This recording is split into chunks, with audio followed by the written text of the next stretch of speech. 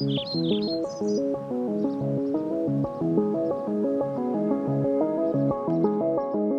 by day, month by month, year by year, technology keeps evolving. The future is here. The device of our dreams is here. Everything we ever wanted is here. But now that we have it on our hands, is this really what we want?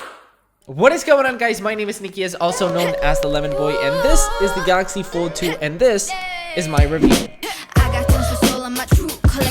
The Galaxy Fold 2 is a phone that wants to be a tablet. It folds very well. It's now got an incredible foldable glass. The hinge works so well. The bezels are smaller. We now get an edge-to-edge on the front display. Everything sounds so good if you're reading this on paper, but how's the experience on actually living with the Galaxy Fold 2? Well, I'm gonna say it's not what I expected. I love using the Galaxy Fold when it's open, but I don't like using the Galaxy Fold when it's closed. You see, the phone itself is very heavy. I mean, when you put this in your pocket, you know it's in your pocket. Another reason that I don't like using this front display is because of the keyboard that you get with this front display. Since the display is so tall, you gotta get a very small keyboard. And in the unboxing, when I unboxed this, which by the way, if you guys haven't checked it out, check the unboxing.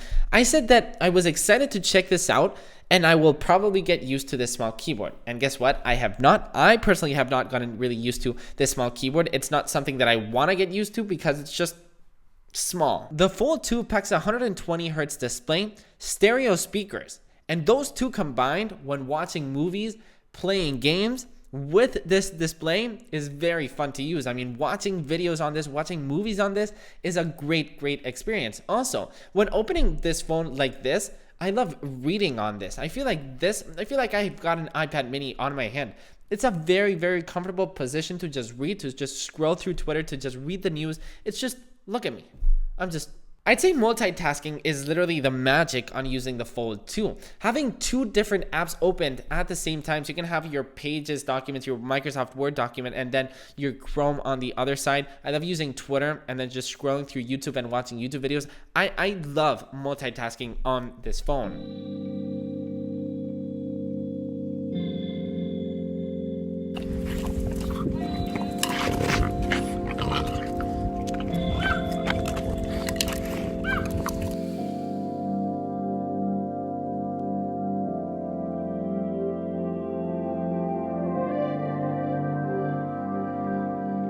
Let's talk about the cameras very briefly. We get an ultra wide, a telephoto, and a standard lens. The camera, is it good? Yes, it is good, but it is definitely not $2,000 good. A very cool thing about the camera app though is that if you open it on the top right, you'll be able to see the selfie button, and you will actually be able to use the actual cameras, like the 20 megapixel cameras instead of the crappier selfie camera. That surprised me, and I've been taking a bunch of tablet selfies, if that's a thing. Another very cool feature of this design is flex mode. Flex mode allows your phone to know when your phone is actually folding. So let's say with YouTube, you can just be watching a video, and then whenever you fold it just a tiny bit, you'll be able to scroll through the comments while you watch a video. The camera app also takes advantage of this, and you've got the shutter, you've got your latest photos, but then on the top screen, you've got the camera. That's one of the things that make this phone magical. But on the other hand, most apps are just not even adapted to flex mode, but they're not even adapted to the Galaxy Fold at all. Let's take Instagram, the app that takes forever to actually load.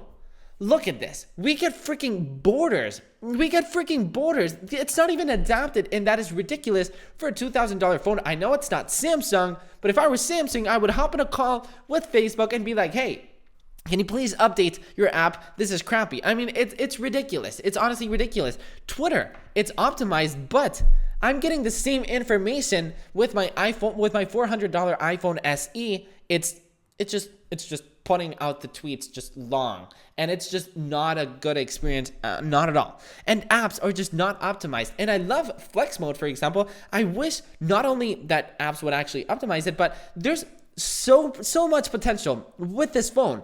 But as of right now, it's hard for me to recommend this phone because of stupid things like this. Like the specs are here. I mean, camera's not the best, but it's got a great camera.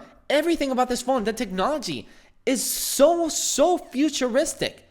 But the basic things are lacking. So the rating that I'm gonna give the Galaxy Fold 2 are 3 lemons. Now, I know the display folds perfectly. I know we get an edge-to-edge display. I know the device is premium. I know the device is awesome and literally impresses everybody that I show. The Galaxy Fold 2 has weaknesses, and a smartphone in 2020 that costs $2,000 simply cannot have weaknesses.